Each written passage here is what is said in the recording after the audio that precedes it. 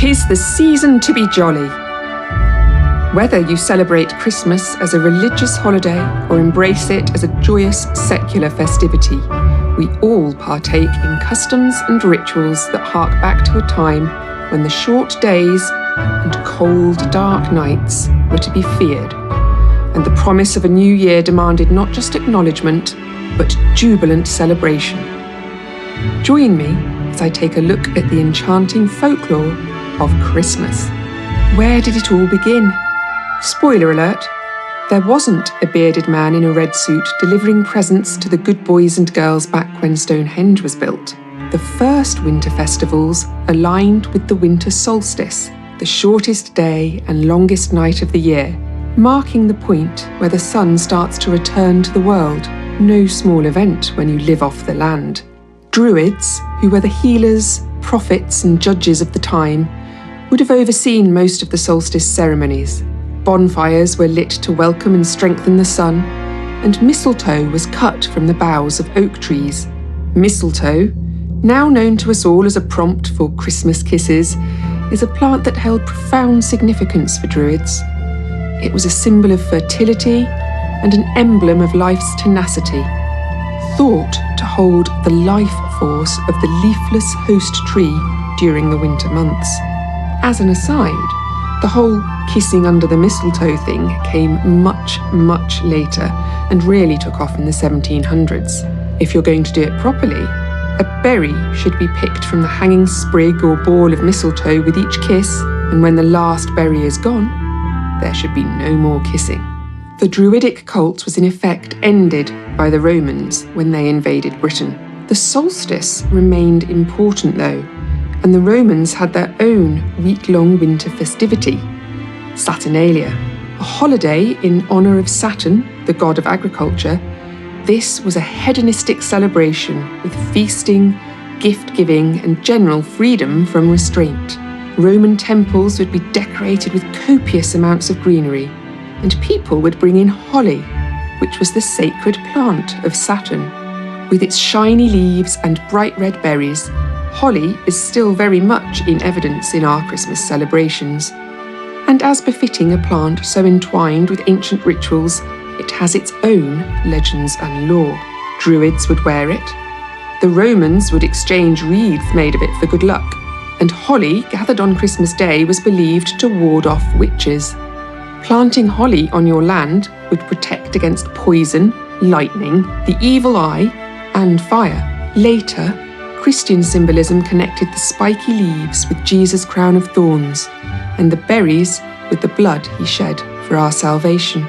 In Europe, the Germanic peoples also had a winter celebration, Yule. This is where the Yule log comes from, though the chocolate cake variety we have these days is far removed from the original. Traditionally, a birch or ash log would be brought into the home, doused with alcohol, and then burned, ideally from Christmas Eve until the 5th of January, to ensure good luck. The ashes collected from the burned log were also believed to be lucky, and most people would keep a remnant of the old Yule log to use to light next year's. Thus, the good luck and light would continue unbroken. The place where the Yule log was burned, the hearth, was the true heart of the home at a time when the cold and dark was often fatal. It was where people would gather for warmth and where food was prepared, but it was also where the chimney was, a passage through which hags and demons could get into your home and, in some cases, the route whereby the recently deceased would be taken out.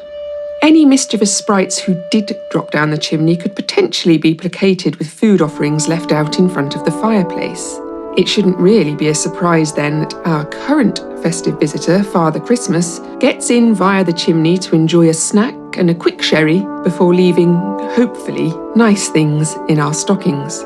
In medieval England, the Christmas season incorporated the religious commemoration of Christ's birth alongside feasting, drinking and gift-giving, often under the direction of a Lord of Misrule, who oversaw the wild revelry, games and dancing. Food was a huge part of this, and Christmas menus for the wealthy included such delights as spit roast peacocks and stuffed boar's heads accompanied by wine and ale. By the 16th century, mince pies were an established part of the Christmas menu. And to eat one of these on each of the 12 days of Christmas is said to bring 12 happy months in the years ahead. Our ancestors wouldn't have been enjoying the small, brandy-soaked pies full of sugar that we know now, though. They were eating rectangular savoury creations that had lamb or mutton in them, as well as figs, raisins and honey. Plum porridge, or Christmas pottage, was also a popular festive food. It gets a mention from Samuel Pepys and sounds a lot less appetising than its descendant, the Christmas pudding. A broth made with a leg of beef boiled up with bread, currants and prunes. I'll pass on that, thank you. Still, that pottage became a pudding, and that's the figgy pudding demanded by the singers in We Wish You a Merry Christmas, the ones who state that they won't go until they've got some. This is all to do with wassailing. Wassail being an Old English greeting meaning be of good health. Often, parties of poor people went to the homes of their lords to sing in exchange for food and drink, similar to carolers these days singing for charity. The wassail drink they were given was a mixture of ale, cream, eggs, nutmeg and sugar. Maybe this is where eggnog comes from. And it wasn't only people that could be wassailed. Apple-wassailing was a common practice, where cider would be poured from a wassail bowl around an apple tree, while singing and dancing and making a general racket to scare off evil spirits and awaken the tree. And tree brings us nicely to the Christmas tree, and the Victorians, who tend to be credited with introducing this to our homes, alongside the more family-focused celebration Christmas is today. Yes, I'm looking at you, Charles Dickens. But trees have been worshipped as far back as the Druids, maybe longer. The Christmas tree and the Yule log are emblems of the rebirth of spring. And let's not forget the Northern European custom of putting candles on a fir to shelter the forest's woodland spirits when other trees have lost their leaves. Bringing greenery inside to commemorate the winter solstice is, as we've seen, a long-established practice, and our modern Christmas trees are part of this enduring legacy. However you choose to mark this time of year, it is clear that December to January, the Christmas season, has been a time of celebration, of food and fellowship, of gratitude and giving, of fire and light, for thousands of years. May your Christmas be blessed with good health, good luck, and the joy of lengthening days. Wassail!